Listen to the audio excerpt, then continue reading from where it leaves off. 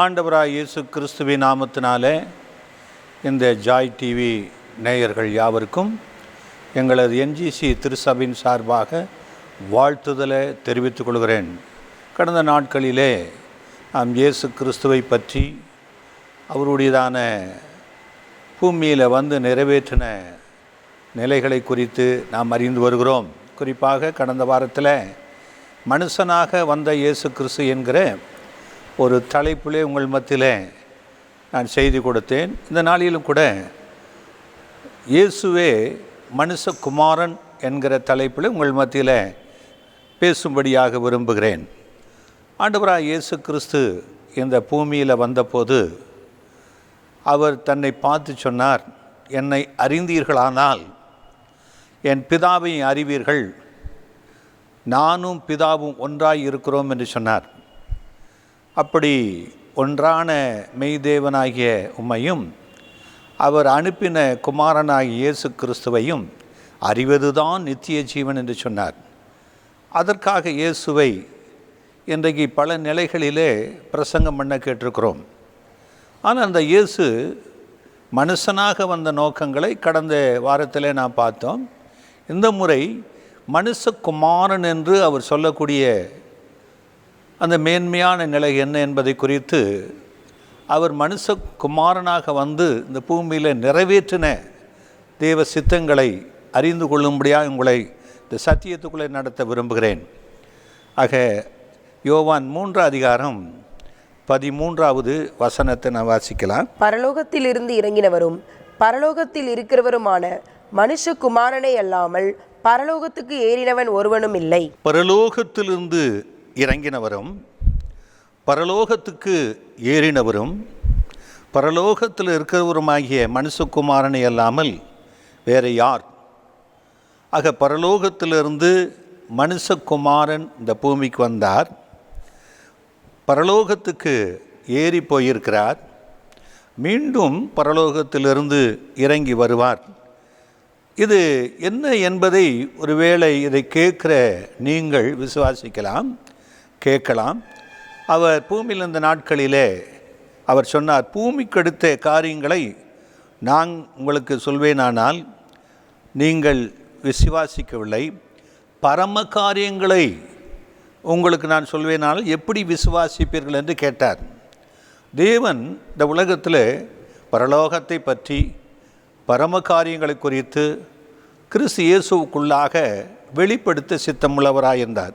அதனால தான் இந்த இயேசு கிறிஸ்து இந்த பூமியில் பிறந்தபோது தன்னை மனுஷனாக மாத்திரமல்ல மனுஷகுமாரன் என்று அறிமுகப்படுத்தி கொண்டார். மத்தேயு 16 அதிகாரம் 13வது வசனத்தை நாம் பார்க்கலாம். பின்பு இயேசு பிலிப்பு செசரியாவின் திசைகளில் வந்தபொழுது தம்முடைய சீஷரை நோக்கி, மனுஷகுமாரனாகிய என்னை ஜனங்கள் யார் என்று சொல்லுகிறார்கள் என்று கேட்டார். இயேசு கிறிஸ்து செசரியா இந்த பகுதியில் சுற்றி நடந்தபோது திரளான ஜனங்கள் அவரை பின்பற்றி வந்தார்கள்.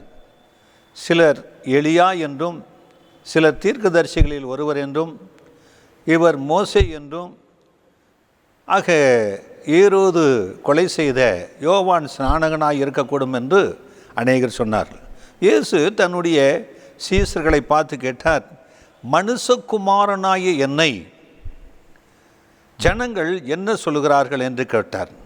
அதற்கு பலவிதமாய் சொன்னபோது அவர்களை பார்த்து சொன்னார், நீங்கள் என்ன சொல்லுகிறீர்கள்? மார்க் 8 அதிகாரம் 29வது வசனம். அப்பொழுது அவர், நீங்கள் என்னை யார் என்று சொல்லுகிறீர்கள் என்று கேட்டார். பேதுரு பிரதியுத்தரமாக, நீர் கிறிஸ்து என்றான். 16வது அதிகாரம் 20வது வசனம். அப்பொழுது தாம் கிறிஸ்துவாகிய இயேசு என்று ஒருவருக்கும் சொல்லாதபடிக்கு தம்முடைய சீஷர்களுக்கு கட்டளையிட்டார். ஆக இயேசு கிறிஸ்து சீஷர்களுக்கு தம்மை வெளிப்படுத்த சித்தமுள்ளவராயிருந்தார். ஜனங்கள் என்ன சொல்லுகிறார்கள்? மனுஷகுமாரனாய் என்னை என்று கேட்டபோது பல விதத்தில் சொன்னார்கள். நீங்கள் என்ன சொல்லுகிறீர்கள் என்று கேட்டபோது பேதுரு சொல்றார், நீ கிறிஸ்துவாகிய இரட்சகர் என்று சொன்னார். ஆக இயேசு கிறிஸ்துவை கிறிஸ்து என்று அறிக்கை பண்ணினார்கள். கிறிஸ்து என்றால் அபிஷேகம் பண்ணப்பட்டவர் என்று அர்த்தம். இயேசு அபிஷேகம் பண்ணப்பட்டவராய் இந்த பூமிக்கு வந்தார். ஆக அந்த இயேசுவை குறித்து மனுஷகுமாரன் என்று சொல்லப்படுகிறதே அது என்ன என்று விசாரித்தார்கள். யோவான் 12 அதிகாரம் 34வது வசனம். ஜனங்கள் அவரை நோக்கி, கிறிஸ்து என்றென்றைக்கும் இருக்கிறார் என்று வேதத்தில் சொல்லியதை நாங்கள் கேட்டிருக்கிறோம். அப்படி இருக்க மனுஷகுமாரன் உயர்த்தப்பட வேண்டியதென்று எப்படி சொல்லுகிறீர்? இந்த மனுஷகுமாரன் யார் என்றார்கள். இந்த மனுஷகுமாரன் யார்? கிறிஸ்து என்றென்றைக்கும் ஜீவிக்கிறார் என்று நாங்கள் அறிந்திருக்கிறோம். ஆனால் இந்த மனுஷகுமாரன் சிலுவையிலே உயர்த்தப்பட வேண்டும், சிலுவையிலே மரிக்க வேண்டும் என்று சொல்கிறாரே, இந்த மனுஷகுமாரன் யார் என்று அவரிடத்தில் கேள்வியை கேட்டார்கள். ஆக ஆண்டவராய் இயேசு கிறிஸ்து மனுஷகுமாரனாக தன்னை காண்பிக்க வேண்டிய அவசியம் என்னென்றால், ஒருவேளை நினைக்கலாம், அவர் மனுஷனாகத்தானே இருக்கிறார், எப்படி அவர் மனுஷகுமாரன் என்று சொல்கிறார் என்று. வேதம் அதுக்கு சரியான ஆதாரங்களை நமக்கு முன்பதாக வைத்திருக்கிறது. சங்கீதம் 2 அதிகாரம் 6வது வசனம். நான் என்னுடைய பரிசுத்த பர்வதமாகிய சீயோன் மீதில் என்னுடைய ராஜாவை அபிஷேகம் பண்ணி வைத்தேன் என்றார். அடுத்த வசனம். தீர்மானத்தின் விவரம் சொல்லுவேன். கர்த்தர் என்னை நோக்கி, நீர் என்னுடைய குமாரன், இன்று நான் உம்மை ஜனிப்பித்தேன். ஆக சங்கீதக்காரன் இயேசு கிறிஸ்துவை பற்றி சொல்கிறார். நான் என்னுடைய பரிசுத்த பர்வதத்தில் சீயோன் மீதில் என்னுடைய ராஜாவை அபிஷேகம் பண்ணினேன் என்று சொல்கிறார். ஆக இயேசு கிறிஸ்து ராஜாதி ராஜா என்பதை உலகம் அறியவில்லை. ஆனால் தேவன் அவரை ராஜாவாக அபிஷேகம் பண்ணினார். அதோடு மாத்திரமில்லாதபடி அதனுடைய தீர்மானத்தின் விவரம் என்னவென்றால், நீர் என்னுடைய குமாரன், இன்று நான் உம்மை ஜனிப்பித்தேன் என்று சொல்கிறார். ஆக இயேசு கிறிஸ்துவை மனுஷகுமாரனாக ஜனிப்பிக்கப்பட்டார் என்று வேதம் சொல்லுது. ஜனிப்பித்தல் என்றால்ன ஒன்றுக்குள்ளே ஒன்று உருவாக்கப்படுவது. ஆக இயேசு கிறிஸ்து இவருடைய இரத்தத்தினாலோ மனுஷனுடைய சித்தத்தினாலோ புருஷனுடைய சித்தத்தினாலோ மாம்ச சித்தத்திலே பிறக்கவில்லை என்று பார்க்குறோம். ஒரு புருஷனுடைய சித்தத்திலே ஒரு மனுஷன் பிறந்தால் அவன் மனுஷன்தான். ஆனால் இவர் புருஷனுடைய சித்தத்தின்படி பிறவாமல் தேவனுடைய குமாரனாக இந்த பூமியில் பிறந்தபோது அவரை குறித்து சொல்லப்பட்டிருக்கிறது. நீதிமொழிகள் 8 அதிகாரம் 23வது வசனம். பூமி உண்டாகும் முன்னும் ஆதி முதற்கொண்டும் அனாதியாய் நான் அபிஷேகம் பண்ணப்பட்டேன். ஆழங்களும் ஜலம் புரண்டு வரும் ஊற்றுக்களும் உண்டாகும் முன்னே நான் ஜனிப்பிக்கப்பட்டேன். அடுத்த வசனம். மலைகள் நிலை பெறுவதற்கு முன்னும் குன்றுகள் உண்டாவதற்கு முன்னும் அவர் பூமியையும் அதன் வெளிகளையும் பூமியில் உள்ள மண்ணின் திரள்களையும் உண்டாக்கும் முன்னும் நான் ஜனிப்பிக்கப்பட்டேன். ஆக இந்த இயேசு கிறிஸ்துவை அவர் இந்த பூமிக்கு அனுப்புவதற்கு முன்பதாகவே அவர் குமாரன் என்கிற ஸ்தானத்துக்கு ஜனிப்பிக்கப்பட்டார் என்று வேதம் சொல்லுகிறது. தேவன் அவரை ராஜாவாக அபிஷேகம் பண்ணி வைத்திருக்கிறார். அவர் இந்த பூமியில் பிரவேசிப்பதற்காக ஒரு சரீரத்தை ஆயத்தப்படுத்துகிறார். எபிரேயர் 1 அதிகாரம் 5-6 வசனங்கள். எப்படியெனில் நீர் என்னுடைய குமாரன், இன்று நான் உம்மை ஜனிப்பித்தேன் என்றும், நான் அவருக்கு பிதாவாயிருப்பேன், அவர் எனக்கு குமாரனாய் இருப்பார் என்றும் அவர் தூதர்களில் யாருக்காவது எப்போதாகிலும் சொன்னதுண்டோ? மேலும் தமது முதற்பேரானவரை உலகத்தில் பிரவேசிக்க செய்த பொழுது தேவதூதர் யாவரும் அவரை தொழுது கொள்ள கடவர்கள் என்றார். ஆக இந்த குமாரனாய் இயேசு கிறிஸ்து என்று சொல்லப்படுவதற்கு, மனுஷகுமாரன் என்று சொல்லப்படுவதற்கு, ஆக மனுஷனாக அவர் வந்ததோடு மாத்திரமல்ல, அந்த மனுஷன் சாயலாக இருந்தாலும் கூட தேவனுடைய குமாரன் என்கிற ஸ்தானத்தை பெற்றுக்கொள்வதற்கு முதலாவது உலகத்தில் அவர் பிரவேசிப்பதற்கு கற்பத்தை தெரிந்து கொண்டார். ஆக அதோடு மாத்திரமில்லாதபடி இந்த உலகத்தில் தேவ தூதர்களை காட்டிலும் ஒரு மேன்மையான சிருஷ்டிப்பாய் அவர் உருவாக்கப்பட்டிருக்கிறார். எப்படி என்றால் அவர் ஜெனிப்பிக்கப்பட்டதை இங்கே வேதம் சொல்லுகிறது. மத்தேயு 1 அதிகாரம் 18வது வசனம். இயேசு கிறிஸ்துவினுடைய ஜனனத்தின் விவரமாவது, அவருடைய தாயாகிய மரியாள் யோசேப்புக்கு நியமிக்கப்பட்டிருக்கையில் அவர்கள் கூடி வரும் முன்னே அவள் பரிசுத்த ஆவியினாலே கர்ப்பவதியானாள் என்று காணப்பட்டது. ஆமாம், ஒரு கற்பத்துக்குள்ளே ஒரு ஆணுடைய இரத்தம் பிரவேசிக்குமானால் அது ஒரு குமாரனாக ஒரு பிள்ளையாக வெளியில் வரும். ஆக மனுஷனிடத்தினுடைய இரத்தத்தில் பிறக்கிறது மனுஷன்தான். ஆனால் இவர் ஜனனத்தின் விவரம் என்னவென்றால், தன்னுடைய குமாரனை உலகத்தில் பிரவேசிக்கும்படி அவர் தமது வார்த்தையின்படியே அவரை ஜனிப்பிக்க பரிசுத்த ஆவியை அனுப்பினார். இங்கே மத்தேயுவில் அவர் சொல்லுகிறார், இயேசு கிறிஸ்துவின் ஜனனத்தின் விவரம் என்னவென்றால், ஆக யோசேப்பும் மரியாளும் கூடி வருவதற்கு முன்பதாகவே பரிசுத்த ஆவியினாலே மரியாள் கர்ப்பவதியானாள் என்று அங்கே சொல்லப்பட்டிருக்கிறது. அதுதான் ஜனனத்தின் விவரம். ஆக கர்ப்பவதியான அந்த மரியாள் தன்னுடைய முதற்பேரான குமாரனை பெறுவதற்கு தேவன் தன்னுடைய முதற்பேரான குமாரனை உலகத்தில் பிரவேசிக்க செய்தார். எபிரேயர் 1:5-6 மீண்டும் வாசிக்கலாம். எப்படி எனில், நீர் என்னுடைய குமாரன், இன்று நான் உம்மை ஜெனிப்பித்தேன் என்றும், நான் அவருக்கு பிதாவாயிருப்பேன், அவர் எனக்கு குமாரனாய் இருப்பார் என்றும் அவர் தூதர்களில் யாருக்காவது எப்போதாகிலும் சொன்னதுண்டா? மேலும் தமது முதற்பேரானவரை உலகத்தில் பிரவேசிக்க செய்தபோது தேவதூதர் யாவரும் அவரை தொழுது கொள்ள கடவர்கள் என்றார். ஆக அவர் உலகத்திலே பிரவேசிக்கும் போது தேவதூதர்களெல்லாம் அவரை தொழுது கொள்ள வேண்டும். அவர் உலகத்தில் எப்படி பிரவேசிக்க வேண்டும் என்றால், தன்னுடைய முதற்பேரான குமாரனை ஜனிப்பித்தார் என்று வேதம் சொல்லுகிறது. எதை கொண்டு? தேவன் தம்முடைய ஆவியினால மரியாளுடைய கற்பத்தில் அவருடைய ஆவியின் இரத்தத்தினாலே இயேசுவை ஜனிப்பித்திருக்கிறார். ஆக ஜனிப்பித்த அவருக்கு எல்லா தூதர்களும் கீழ்ப்படியும்படியாக அவருடைய முதற்பேரான குமாரனாக இந்த உலகத்துக்கு பிரவேசிக்க செய்திருக்கிறார். ஆக லூக்கா 2:7 அவள் தன் முதற்பேரான குமாரனை பெற்று சத்திரத்திலே அவர்களுக்கு இடமில்லாதிருந்தபடினால் பிள்ளையை துணிகளில் சுற்றி முன்னணியிலே கிடத்தினாள். தம்முடைய முதற்பேரான குமாரனை தேவன் உலகத்துக்கு பிரவேசிப்பதற்கு தெரிந்து கொண்ட பாத்திரம்தான் மரியாள், தெரிந்து கொண்ட கற்பந்தான் மரியாள். ஆக அவர் பரிசுத்த ஆவியினால மரியாளுடைய கற்பத்தில் ஜனிப்பிக்கப்பட்டிருக்கிறார். ஆக மரியாளுக்கு மாத்திரம் முதற்பேரான குமாரனும் இல்லை, ஆனால் உலக தோற்றத்துக்கு முன்பே தேவன் தமது ஆதீனத்தில் இந்த உலகங்களை உண்டாக்குவதற்கும் ஆளுவதற்கும் தேவன் தன்னுடைய குமாரனை ஜனிப்பித்தார் என்று அங்கே நீதிமொழிகள் 8 நாம் பார்த்தோம். அந்த குமாரன் இன்றைக்கு உலகத்தில் பிரவேசிப்பதற்கு தெரிந்து கொண்ட ஒரு பாத்திரம்தான் மரியாள். இந்த பாத்திரத்தில் அவர் ஜனிப்பிக்கப்பட்ட போது அவர் மனுஷனாக தன்னை காண்பித்ததினால மனுஷ குமாரன் என்று சொல்லும்படியாக ஆயிற்று. கலாத்தியர் 4:5 காலம் நிறைவேறின பொழுது ஸ்திரீனிடத்தில் பிறந்தவரும் நியாயப்பிரமாணத்திற்கு கீழானவரும் ஆகிய தம்முடைய குமாரனை தேவன் அனுப்பினார். காலம் நிறைவேறிவிட்டது. என்ன காலம்?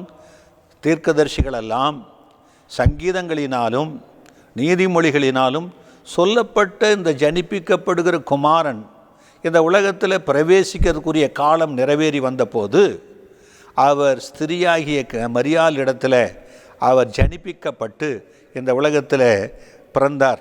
காலம் நிறைவேறின போது ஸ்திரீயினிடத்தில் பிறந்தவரும் நியாயப்பிரமாணத்திற்கு கீழானவருமாக தமது குமாரனை இந்த உலகத்துக்கு அனுப்பினார் என்று வேதம் சொல்கிறது. ஆக நியாயப்பிரமாணத்துக்கு ஏன் கீழாக வர வேண்டும் என்றால், மோசையினுடைய பிரமாணமானது இந்த பூமியிலே ஆண்டு கொண்டிருக்கிறது. அந்த ஆளுகைக்கு கீழாக அவர் வந்து இந்த நியாயப்பிரமாண நீதிகளையெல்லாம் அவர் நிறைவேற்ற வேண்டியதாக இருக்குது. எபேசியர் 1:9-10 காலங்கள் நிறைவேறும் பொழுது விளங்கும் நியமத்தின்படி பரலோகத்தில் இருக்கிறவைகளும் பூலோகத்தில் இருக்கிறவைகளும் ஆகிய சகலமும் கிறிஸ்துவுக்குள்ளே கூட்டப்பட வேண்டும் என்று தமக்குள்ளே தீர்மானித்திருந்த தம்முடைய தயவுள்ள சித்தத்தின் இரகசியத்தை எங்களுக்கு அறிவித்தார். ஆக காலங்கள் நிறைவேறி வந்து விட்டது. தேவன் குறித்த காலத்தில் அவர் மரியாள் இடத்துல பரிசுத்த ஆவியினாலே ஜெனிப்பிக்கப்பட்டு மனுஷனாக அல்ல மனுஷ குமாரனாக இந்த உலகத்தில் பிறந்து வந்து விட்டார். நியாயப்பிரமாணத்துக்கு கீழானவர்கள் யாவரையும் மீட்டுக்கொள்ள. ஆக இப்படி வந்த இயேசு கிறிஸ்து காலங்கள் நிறைவேறி வந்து விளங்கின நியமத்தின்படி அவர் என்ன செய்தாரா? மீண்டும் அந்த வசனங்களை வாசிக்கலாம். காலங்கள் நிறைவேறும் பொழுது விளங்கும் நியமத்தின்படி பரலோகத்தில் இருக்கிறவைகளும் பூலோகத்தில் இருக்கிறவைகளும் ஆகிய சகலமும் கிறிஸ்துவுக்குள்ளே கூட்டப்பட வேண்டும் என்று தமக்குள்ளே தீர்மானித்திருந்த தம்முடைய தயவுள்ள சித்தத்தின் இரகசியத்தை எங்களுக்கு அறிவித்தார். ஆக தேவன் ஒரு தீர்மானத்தை வைத்திருந்தார். அந்த தீர்மானம் தமது குமாரனாகிய மனுஷகுமாரனாகிய இயேசு கிறிஸ்துவுக்குள்ளே நிறைவேற்றப்பட வேண்டும். அது என்ன தீர்மானம்? அது பரலோகத்தில் உள்ளவைகளையும் இந்த பூலோகத்தில் இருக்கிற மனுஷர்களையும் தமக்குள்ளே கூட்டப்பட வேண்டும், சேர்க்கப்பட வேண்டும். இதுவரைக்கும் மனுஷர்கள் தேவனற்று வாழ்ந்து கொண்டிருக்கிறவர்கள், தேவனுக்கு தூரமாக இருக்கிறவர்கள், தேவ ராஜ்யத்துக்கு தூரமாக அந்நியமாக இருக்கிற மக்களை கிறிஸ்து இயேசுவுக்குள்ளாக, இந்த மனுஷகுமாரனுக்குள்ளாக பரலோகத்தில் இருக்கிற தேவாதி தேவனுடைய சிங்காசனத்தையும் அவருடைய ஆளுகைகளையும் அவருடையதான ராஜ்யத்தின் மகிமையும் பூமியில் காணப்படுகிற தேவனற்று வாழக்கூடிய மக்களையும் ஒன்று சேர்க்கும்படியாக இந்த இயேசு கிறிஸ்து மனுஷகுமாரனாக ஜனிப்பிக்கப்பட்டு இந்த பூமியிலே பிரவேசித்தார் என்று தேவன் நியமித்தபடியே நடந்தது என்று நாம் பார்க்கிறோம். அப்போஸ்தலர் 10:38 நசரேயனாகிய இயேசுவை தேவன் பரிசுத்த ஆவியினாலும் வல்லமையினாலும் அபிஷேகம் பண்ணினார். தேவன் அவரோடு கூட இருந்தபடினாலே அவர் நன்மை செய்கிறவராயும் பிசாசின் வல்லமையில் அகப்பட்ட யாவரையும் குணமாக்குகிறவராயும் சுற்றித் திரிந்தார். இயேசுவை தேவன் பரிசுத்த ஆவியினாலும் வல்லமையினாலும் அபிஷேகம் பண்ணி இந்த பூமியிலே அவர் சுற்றி திரும்படியாக வைத்தார்.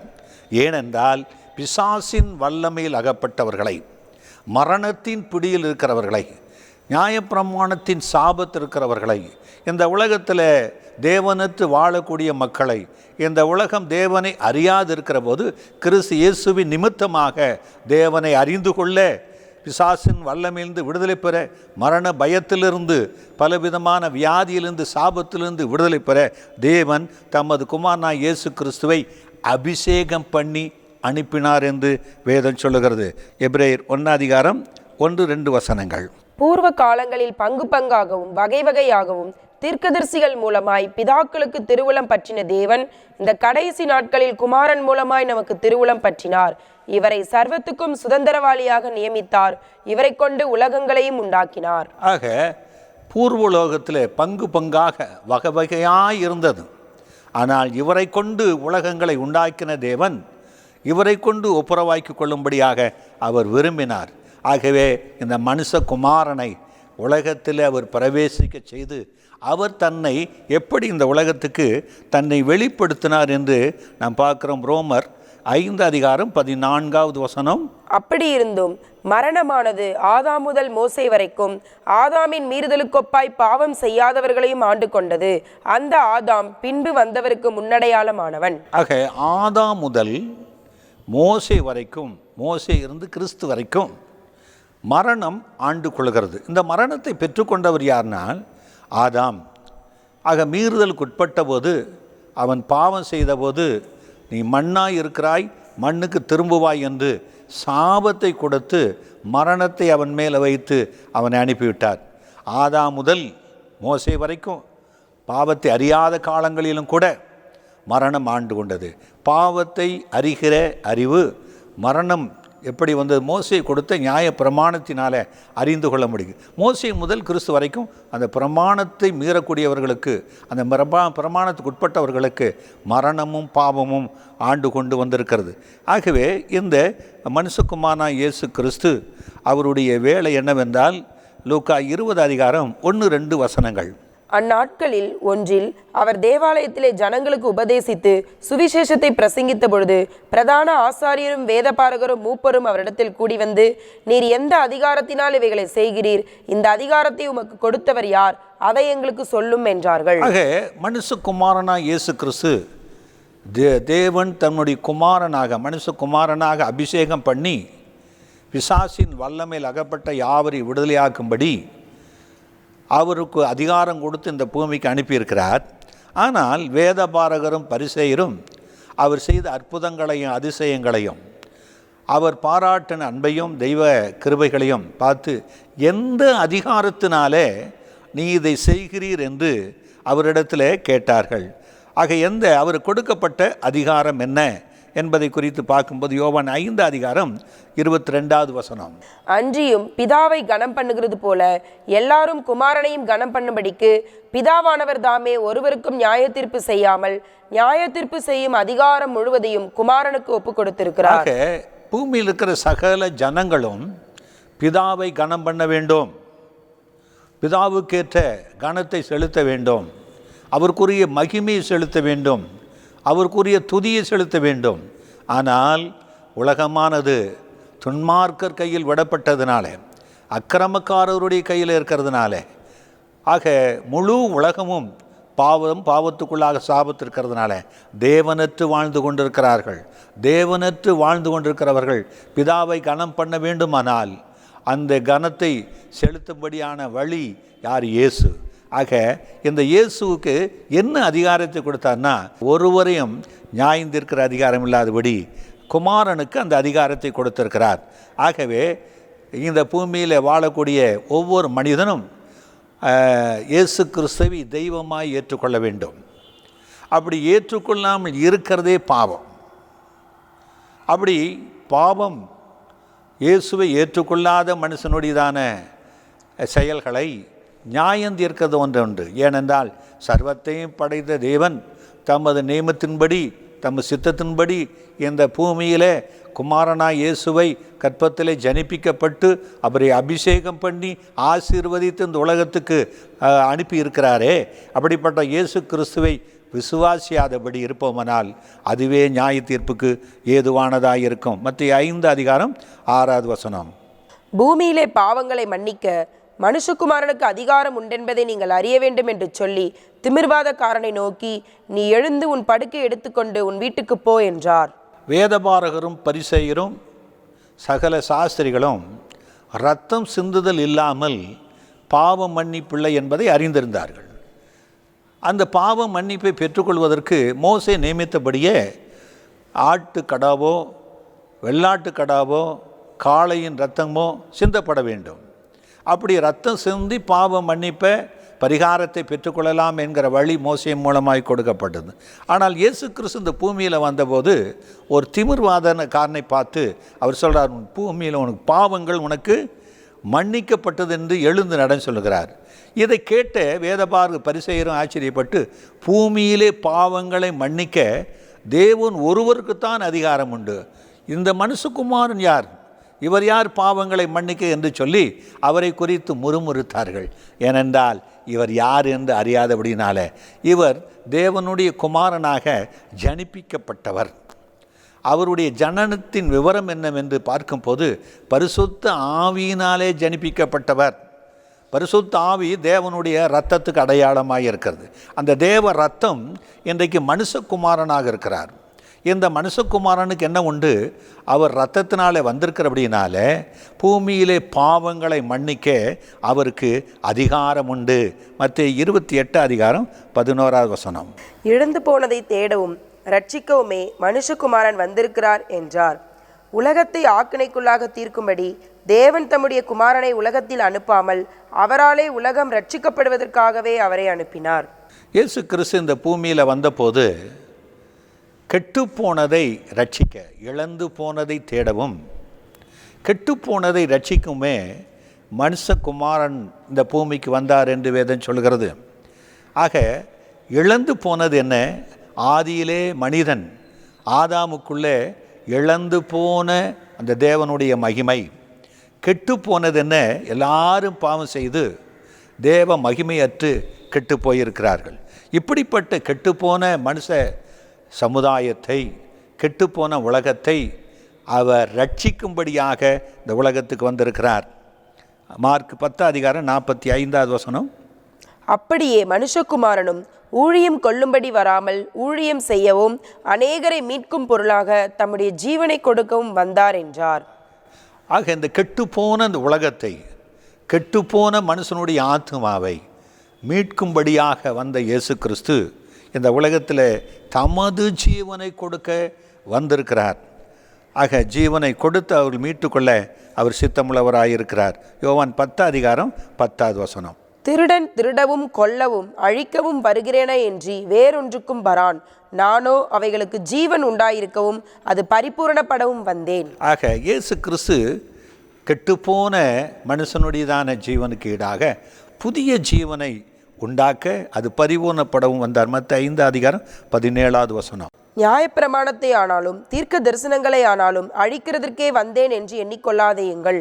அழிக்கிறதற்கு அல்ல, நிறைவேற்றுகிறதற்கே வந்தேன். இயேசு கிறிஸ்துவை சொல்லப்பட்ட நியாயப்பிரமாணத்தையும் தீர்க்க தரிசனங்களையும் அவர் அழிக்கிறதுக்கல்ல, அவர் நிறைவேற்றவே வந்திருக்கிறார். ஆக இன்றைக்கு அநேகர் நியாயப்பிரமாணத்துக்கு இயேசு கிறிஸ்து தூரமானவர் அல்ல, தீர்க்க தரிசனத்துக்கு அவர் தூரமானவர் அல்ல. ஆக தன்னுடைய சரீரத்தில், மனுஷகுமாரன் என்கிற தன்னுடைய சரீரத்தில் அதை நிறைவேற்றும்படியாக இந்த பூமிக்கு வந்திருக்கிறார். மார்க் 1:38. அவர்களை அவர் நோக்கி, அடுத்த ஊர்களிலும் நான் பிரசங்கம் பண்ண வேண்டுமாதலால் அவ்விடங்களுக்கு போவோம், வாருங்கள், இதற்காகவே புறப்பட்டு வந்தேன் என்று சொல்லி. ஆக இந்த சுவிசேஷத்தை பிரசங்கம் பண்ண இயேசு கிறிஸ்து வந்தார். மத்தேயு 9:13. பலியை அல்ல, இரக்கத்தையே விரும்புகிறேன் என்பதின் கருத்து இன்னதென்று போய் கற்றுக்கொள்ளுங்கள். நீதிமான்களை அல்ல, பாவிகளையே மனம் திரும்புகிறதுக்கு அழைக்க வந்தேன் என்றார். ஆக இந்த உலகத்தில் வேதபாரகர், பரிசேயர் மற்றவர்கள் தங்களை நீதிமான்களாக காட்டி கொண்டிருந்தார்கள். ஆனால் இயேசு சொன்னார், பாவிகளையே மனம் திரும்ப அழைக்க மனுஷகுமாரன் இந்த பூமிக்கு வந்தார். லூக்கா 12:49. பூமியின் மேல் அக்கினியை போட வந்தேன், அது இப்பொழுதே பற்றி எரிய வேண்டும் என்று விரும்புகிறேன். ஆக இந்த பூமியில் ரட்சிக்க வந்த பாவிகளை மனம் திரும்ப வந்து அழைக்க இயேசு கிறிஸ்து பூமியின் மேலே ஒரு அக்கினியை போடுகிறார். ஆக இவர் போடக்கூடிய அக்கினி பரிசுத்த அக்கினி. இது பாவத்தை சுட்டெரித்து, சாபங்களை சுட்டெரித்து, மரண பயத்தை சுட்டெரித்து மனுஷனை மீட்டெடுக்கக்கூடிய அக்கினி. யோவான் 6:38. என் சித்தத்தின்படி அல்ல, என்னை அனுப்பினவருடைய சித்தத்தின்படி செய்யவே நான் வானத்திலிருந்து இறங்கி வந்தேன். இயேசு கிறிஸ்து மனுஷகுமாரனாக வானத்திலிருந்து ஏன் இறங்கி வந்தார் என்றால், அவருடைய சித்தம் இல்லை, அவருடைய செயல் இல்லை, பிதாவின் சித்தத்தின்படி செய்யவே இந்த உலகத்துக்கு வந்தார். இயேசு சொல்கிறார், என்னுடைய உபதேசம் என்னுடையதாக இல்லாதபடி என்னை அனுப்பின பிதாவின் சித்தமாக இருக்குது. ஆக என்னுடைய உபதேசம் என்னுடைய சித்தத்தின்படியானதல்ல. இயேசு சொல்கிறார், என் உபதேசத்திலே நிலைத்திருந்தால் மெய்யாகவே என் சீசராயிருப்பீர்கள் என்று சொன்னார். ஆக இயேசு கிறிஸ்து சொல்கிறார், நான் இந்த பூமியில் வந்து உபதேசிக்க வேண்டியது இன்னதென்று என்னை அனுப்பின பிதா எனக்கு கட்டளையிட்டிருக்கிறார். அவருடைய கட்டளை தான் நித்திய ஜீவன் என்று சொல்லியிருக்கிறார். அதற்காகத்தான் மனுஷகுமாரன் வந்தான். யோவான் 12:46. என்னிடத்தில் விசுவாசமாய் இருக்கிறவன் எவனும் இருளில் இராதபடிக்கு நான் உலகத்தில் ஒளியாக வந்தேன். ஆக இருளிலே இருக்கிற ஜனங்கள் பெரிய வெளிச்சத்தை கண்டார்கள். மரண இருளின் திசையில் இருக்கிறவர்களுக்கு வெளிச்சம் உதித்தது என்று ஏசாயா சொன்னபடி இவர் உலகத்துக்கு ஒளியாக வந்திருக்கிறார். இருள், பாவம் என்கிற இருள், சாபம் என்கிற இருள், மரண இருளின் பள்ளத்தாக்கில் நடக்கிறவர்கள், வியாதியாகிய இருள், துன்பமாகிய இருள் வாழ்ந்து கொண்டிருக்கிற மக்களுக்கு ஒளியாகிய இயேசு கிறிஸ்து ரட்சிப்பை கொடுக்க வந்திருக்கிறார். ஒரே ஒரு வசனத்தில் நான் முடித்து விழுங்குகிறேன். மத்தேயு 26:2. 2 நாளைக்கு பின்பு பஸ்கா பண்டிகை வரும் என்று அறிவீர்கள். அப்பொழுது மனுஷகுமாரன் சிலுவையில் அறையப்படுவதற்கு ஒப்புக்கொடுக்கப்படுவார் என்றார். ஆக இந்த இயேசு கிறிஸ்து தன்னை மனுஷகுமாரன் சிலுவையிலே அறையப்படுவதற்காக ஒப்பு கொடுக்க வந்திருக்கிறார். ரோமர் 14:9. கிறிஸ்துவும் மரித்தோர் மேலும் ஜீவனுள்ளோர் மேலும் ஆண்டவராய் இருக்கும் பொருட்டு மரித்தும் எழுந்தும் பிழைத்தும் இருக்கிறார். அந்த இயேசு கிறிஸ்து பரலோகத்திலிருந்து இறங்கினவர், பரலோகத்தில் இருக்கிறவர், பரலோகத்திலிருந்து வருகிறவராகிய மனுஷகுமாரனை அல்லாமல் வேறு யார்? அவர் மரித்தும் எழுந்தும் பிழைத்தும் இருக்கிறார். எதற்கு? ஜீவனுள்ளோருடைய யாவர் மேலும் ஆண்டவராய் இருக்கும்படி. அந்த ஆண்டவர் தான் இயேசு கிறிஸ்து, அந்த மனுஷகுமாரன் தான் இயேசு கிறிஸ்து. அவரிடத்திலே விசுவாசம் வைக்கிற யாவரும், அவர் பரலோகத்தில் இருக்கிறது போல நாம் அங்கே வாசமாயிருக்க அவர் அழைக்க வந்திருக்கிறார். விசுவாசிப்போமா? பெற்றுக்கொள்வோம். கர்த்தர் உங்களை ஆசீர்வதிப்பாராக. எங்கள் அன்புமிக்க ஆண்டவரே, பரலோகத்திலிருந்து இறங்கினவர், பரலோகத்தில் இருக்கிறவர், பரலோகத்திலிருந்து மீண்டு வருகிறவராகிய மனுஷகுமாரனாய் இயேசுவே, இன்றைக்கு இந்த பூமியில் வந்து ஆண்டவரே மனுஷகுமாரனாய் இருந்து நீ நிறைவேற்றக்கூடிய பாடுகளை குறித்து ஒரு சில வேத வாக்கியங்களை நாங்கள் ஆண்டவரை கேட்டையா. ஆம், எத்தனை விதமான ஆண்டவரே இந்த பூமியில் நீ நன்மையை நிறைவேற்றி கொடுத்திருக்கிறீர். அதை விசுவாசித்து ஆண்டவரே ஜீவனுள்ளோர் மேலும் மரித்தோர் மேலும் ஆண்டவராய் இருக்கும்படி பிதாவாகிய தேவன் ஆண்டவரே ஓ குமாரனா இயேசு கிறிஸ்துவை ஆண்டவரே காலங்கள் நிறைவேறி வந்தபோது ஜனிப்பித்தவர், குமாரனாக்கப்பட்டவர். அந்த குமாரன் மூலமாய் என்னை கொடுத்திருக்கிற எல்லா மேலான ரட்சிப்பை சுதந்தரித்து கொள்ள இந்த வார்த்தை கேட்குற ஆண்டவரை பார்த்து கொண்டிருக்க ஒவ்வொருத்தரையும் நீர் ஆசீர்வதிப்பீராக. இன்னும் மேலான சத்தியங்களை அறிந்து கொள்ள அவர்களுடைய மனக்கண்களை திறந்து தருவீராக. இயேசுவின் மூலம் வேண்டிக் கொள்கிறோம் பிதாவே.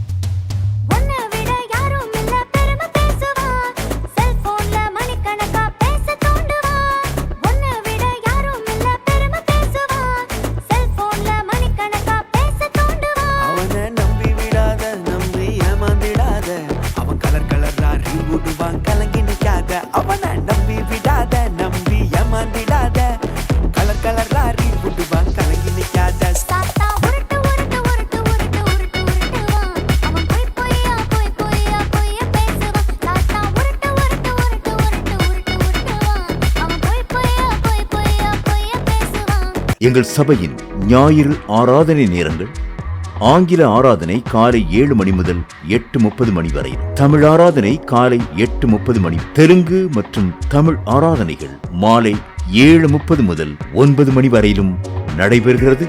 இவ் ஆராதனைகளில் பங்கு பெற்று இறையாசியை பெற்று மகிழுங்கள். மேலும் ஒவ்வொரு வெள்ளிக்கிழமை தோறும் பகல் 11 மணிக்கு உபவாச ஜெபமும் நடைபெறுகிறது என்பதை தெரிவித்துக் கொள்கிறோம்.